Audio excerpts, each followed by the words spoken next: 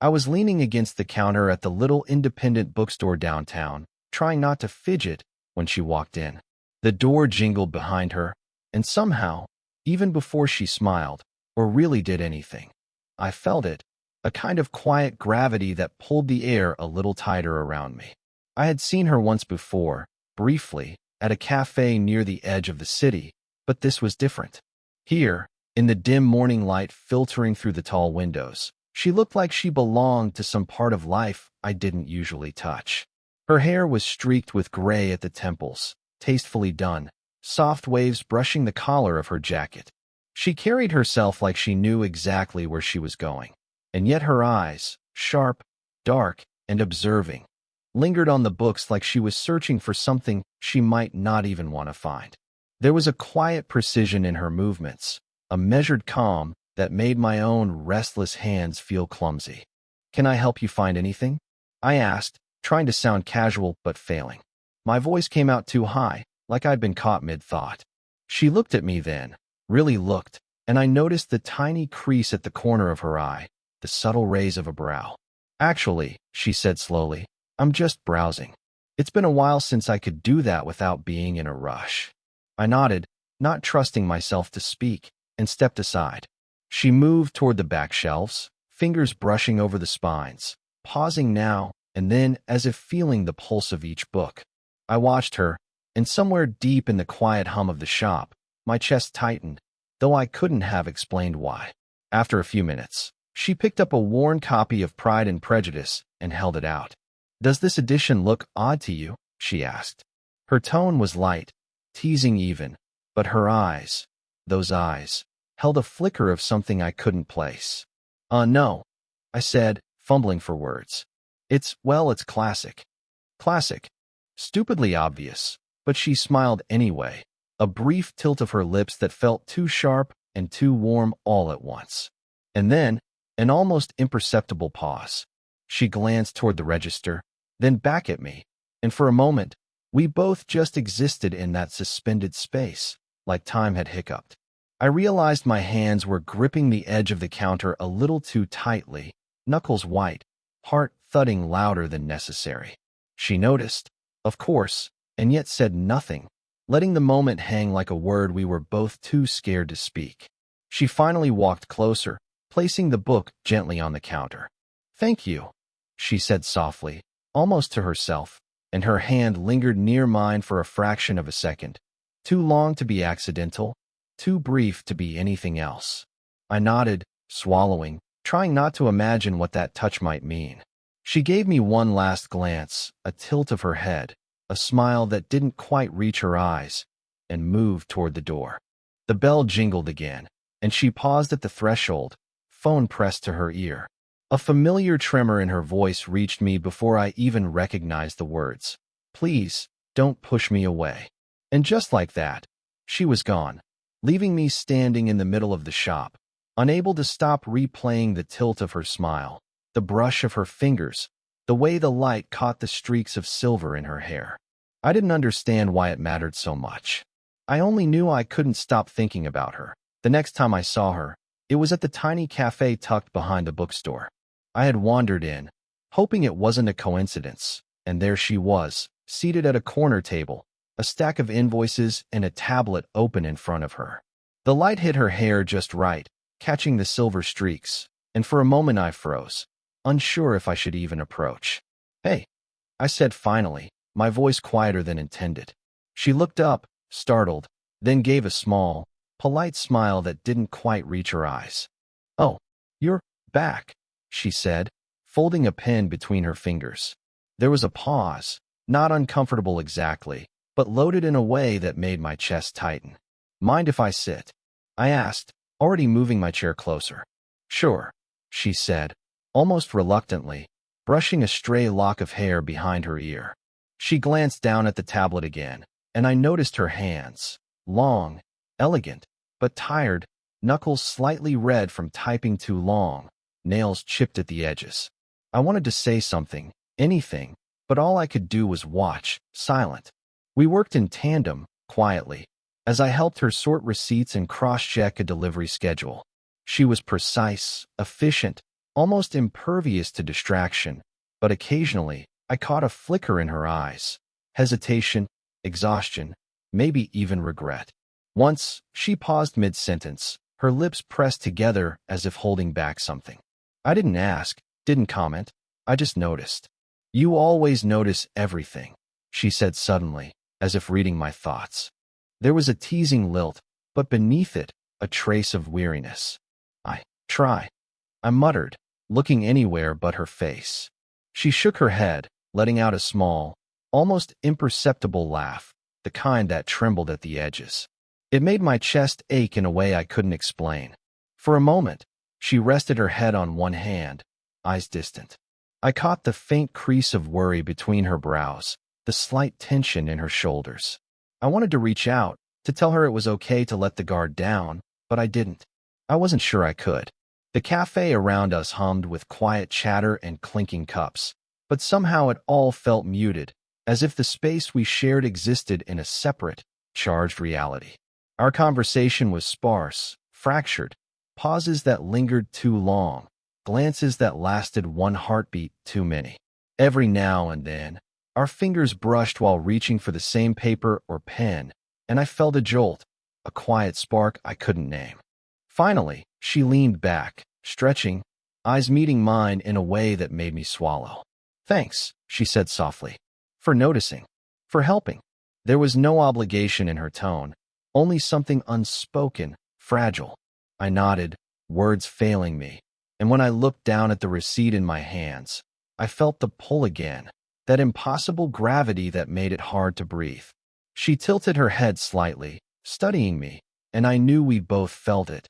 The gentle, forbidden energy humming between us, something neither of us could, or would, name aloud. And for a moment, I caught myself imagining what it might feel like if we didn't hold back. It was past 9 when I found myself walking beside her through the narrow alley behind the bookstore, the rain starting in soft, hesitant drops. She had insisted on checking the back door for a misplaced shipment herself, and I'd offered to help. Now the wet cobblestones reflected the dim streetlights, making everything feel smaller, closer, intimate in a way that made my pulse thrum. She carried a box under one arm, her coat pulled tight, hair damp at the ends. I noticed the faint tremor in her hands as she juggled keys and the wet cardboard. I wanted to reach out, steady the box, or maybe just touch her arm, but I didn't. "Not yet. Are you okay?" I asked, careful. My voice sounded lower than intended, almost swallowed by the rain. "I'm fine," she said, but her eyes lingered on mine, sharp and tired. "Just this weather, it messes with my joints." She smiled faintly, a little wry, almost as if she expected me to challenge her on it. I didn't. I just walked a step closer, careful not to crowd, careful not to do anything she might regret, or that I might. We paused at the door, fumbling with the lock. Our hands brushed for a second, and I felt that small jolt, the same pull that had been building since the cafe. I wanted to say something, maybe whisper what had been lodged in my chest for days, but the words caught somewhere between my throat and the storm. Then her phone rang. She glanced at it, hesitation flickering across her features, and I caught the name, Matthew, her ex. She sighed, stepping back slightly to answer. "Hello." Her tone was careful, polite, but there was a tremble I hadn't heard before. I didn't move, didn't breathe too loudly, just watched. I could hear her voice soften, lower, almost intimate, and the heat of a tiny, impossible jealousy crept up my spine. I wanted to say, no, I needed to say, something about how she didn't need to apologize, didn't need to explain. But instead, I stood there, silent, letting her handle it. She spoke for a few minutes, voice gentle, measured, and then ended the call with a soft, "Yeah, I understand. I'll see you later." The moment the call ended, she turned back to me. Her eyes searched mine, the storm still casting shadows across her face. I felt my own heart hammering, knowing I was dangerously close to crossing a line neither of us was ready for. For a heartbeat, I imagined reaching for her, bridging the small distance between us. Her hand brushed against mine again as she adjusted the box, closer this time. The warmth of her fingers lingered longer than it should, and I caught the faint scent of her coat. Lavender and something familiar, almost homey. Then, before anything could happen, she tilted her head and laughed softly, almost nervously. Come on, let's get this inside before we both melt. I let the brush of her hand slip away, swallowing the words I'd wanted to say, and followed her into the bookstore, the storm outside drumming a quiet rhythm against the windows. The tension didn't dissipate. It only folded into the space between us, thick, charged, and unsaid, leaving me staring at her back and wondering how long I could hold myself back. We were alone in the back of the bookstore that evening, the last customer long gone, the lights dimmed to a soft amber glow. I was shelving some new arrivals when I noticed her standing by the window, hands wrapped around a mug of lukewarm tea, staring out at the rain-soaked street. There was a tension in her posture, a weight I couldn't name, but felt pressing against my chest. I can't stop thinking about it, she said suddenly, her voice low, almost a whisper. I froze, unsure if she meant the books, the rain, or something else. I didn't answer immediately, just watched her silhouette against the wet glass. Her coat hung loosely on her shoulders, damp at the sleeves, and I noticed the way her fingers curled around the mug, knuckles pale, trembling slightly. About what? I finally asked, careful, cautious, my voice smaller than intended. She turned toward me slowly, eyes wide, raw. About us, she said. Her words hung between us like smoke. I keep pretending this little thing we have, it's nothing, that it's safe. But it isn't. I swallowed hard, heart hammering, and for a moment I couldn't speak. The air felt impossibly dense, every breath heavy. Safe? I asked finally, though I already knew the answer. She shook her head, a small, bitter laugh escaping her lips. No, it's not safe. And her voice broke slightly, and she looked away, tracing patterns on the window with a finger. I don't even know what I want anymore. I stepped closer, but hesitated, aware that the distance between us was fragile, yet impossibly charged. My hands twitched at my sides, and used to being still when everything inside me wanted to reach out, to touch, to say something that might change everything. You're scared, I said softly, finally, not daring to look her in the eyes. I know you are. Her gaze returned to mine, searching, almost pleading, but guarded. Scared isn't the right word, she whispered. Confused. Guilty. Tired of pretending I can be normal about this. About you. I wanted to tell her it was okay, that I felt the same, that I had been holding back as much as she had. But the words caught in my throat. Instead, I nodded slowly, the silence between us growing louder, more profound than anything either of us could say. She put down the mug and let out a long, shuddering breath. Her eyes glistened in the soft light, and I noticed for the first time the subtle shadows beneath them, the exhaustion, the years of carrying things alone. I don't know how to stop thinking about what this could be, or what it already is, she admitted. My chest tightened, every nerve in my body on alert. I wanted to reach out, to bridge the small gap, to do something, anything, but I didn't. I could feel the electricity in the pause, the pull of unspoken truths hovering between us, dangerous and fragile all at once. Finally, she turned away, voice barely audible.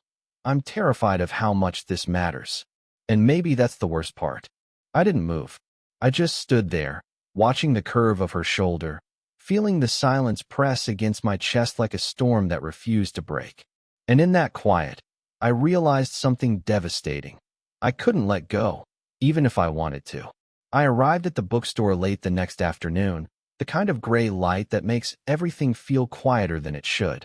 She was sitting at the back table, not working, just staring at a photograph she held in her hands.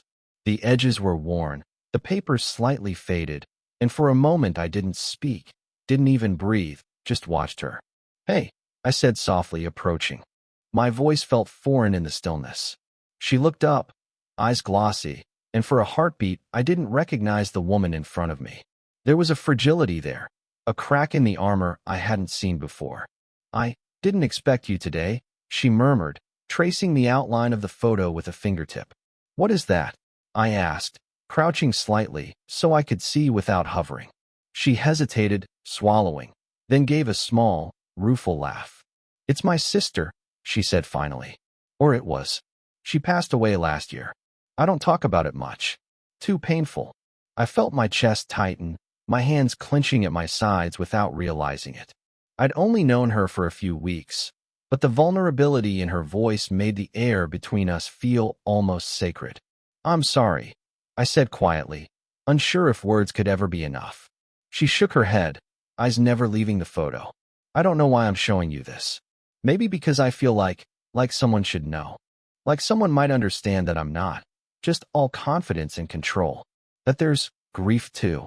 I nodded, trying to meet her gaze, and for the first time I saw the years behind those eyes. The heartbreak, the loss, the weight of being strong when it cost her everything. "I get it," I whispered. "More than you probably think." She glanced at me then, a tiny, vulnerable smile flickering across her lips. "You do?" "Yeah," I said, forcing myself to meet her eyes. "I lost someone too. Not like your sister, but someone I loved, someone I shouldn't have. And it leaves these echoes you can't shake. You just carry them quietly." There was a long silence. I could feel the pulse of the moment, heavy and fragile, our unspoken confessions hanging in the air between us. The bookstore smelled faintly of rain and old paper, and for once, neither of us tried to fill the space with words. Then she exhaled slowly, almost shakily, setting the photo down on the table. "I don't usually let anyone see this side of me," she admitted. Her voice was barely above a whisper, but it cut through the room like a knife. "I've been trying to pretend I could carry it all alone." I wanted to reach for her hand, to offer something solid in the trembling quiet, but instead I just nodded, feeling the weight of connection in the silence. For the first time, it felt like the distance between us, the age, the restraint, the unspoken rules, wasn't enough to keep us apart completely. She glanced at me then, eyes flicking up, and there was a soft, seismic tremor in her gaze, as if something inside her had shifted. I didn't expect this," she whispered, voice breaking just enough to make my chest ache. And in that quiet moment, I realized we were both standing on the edge of something we didn't yet have a name for, but something we couldn't ignore. The bookstore was nearly empty that evening, the shelves casting long shadows in the soft lamplight. She was sitting on the worn couch in the corner, knees tucked under her, flipping through a journal. I hesitated at the edge of the space, unsure if I should disturb her or if she wanted to be alone. "Can I sit?" I asked quietly, my voice almost swallowed by the gentle hum of the air conditioner. She looked up, startled, then gave the tiniest nod. "Sure," she said, and moved her bag slightly to make room. I settled beside her, careful not to crowd, careful to leave just enough space to respect the line neither of us had yet dared to cross. For a few moments, we didn't speak, just the faint rustle of pages and the distant city noises outside. Finally, she sighed, setting the journal aside. "I keep thinking about everything," she said softly. "About the past, about us, about mistakes, about moments I can't take back." "I know," I said. The words were quiet, simple, but they carried everything I had felt these past weeks: longing, fear, hope. She glanced at me, eyes searching, and I could see the tension in her shoulders start to ease. "I was trying to be strong," she admitted, voice catching. "Trying not to let anything unravel." But her fingers drifted toward mine, hovering almost by accident. "It's already happening, isn't it?" I didn't speak. I let my hand rest lightly near hers, close enough that the warmth was tangible, yet careful, respectful. She moved her fingers slightly, brushing against mine, and it was enough. A soft, electric acknowledgement that the space between us had collapsed, gently, inevitably. We didn't need words. The silence carried everything: the fear, the longing, the unspoken confessions. Her head tilted just enough that our gazes met, and I noticed the faintest tremor in her lips, the subtle exhale that seemed to release years of restraint. "You don't have to explain," I whispered, not knowing if I was asking her or telling her. "I don't want to," she said, and the honesty in her voice made the tension in the room dissolve like mist. She leaned back, letting herself relax for the first time since I'd met her. And in that small gesture, I felt the weight of all the moments we had held ourselves apart finally lift. My hand drifted, almost unconsciously, to hers. She didn't pull away. Instead, she shifted just enough for our fingers to interlace, delicate and deliberate. It was a touch that said everything we hadn't dared to speak: acknowledgement, understanding, permission. We sat like that for a while, sharing the quiet space, letting the world outside fall away. No grand confessions, no promises, just the steady rhythm of presence, of connection earned and accepted. When she finally looked up, eyes meeting mine, there was a softness there I had never seen before. "I suppose this is enough," she said. And for the first time, I didn't want more. And in that moment, in the hush of the bookstore, I realized it was enough. It's strange how some moments linger, not because they're loud or dramatic, but because they quietly shift everything. I think about that evening in the bookstore more than I probably should, though it's been months. The memory isn't polished or perfect. It's full of small, imperfect details: her fingers brushing mine, the soft hum of the city outside, the way she laughed that first time she let herself be vulnerable around me. I've changed in ways I didn't expect. I noticed the quiet patience in myself now, the way I can sit with someone without needing to fill every silence. I've learned that longing doesn't always have to be desperate or frantic. It can be a gentle pull, a reminder that connection, real, human connection, takes time and care. She's changed too, though I suspect she doesn't even realize it. The weight she carried, the careful restraint, has softened. There's a subtle warmth in her presence now, a willingness to be seen without fear of judgment. She laughs more easily, lets her hand linger when it wants to, and even in moments of quiet reflection, I can see that she trusts herself to feel without hiding. We both learned something about love that evening. Not the fairy tale version with fireworks or declarations, but the kind that seeps in slowly, imperceptibly. The kind that grows in the spaces between gestures, glances, and silences. Love became less about possession and more about presence. Less about certainty and more about patience. Sometimes I still catch myself replaying small moments. The tilt of her head as she looked at that photo, the way she exhaled after long, hard confessions, the brief, charged touch of her fingers against mine.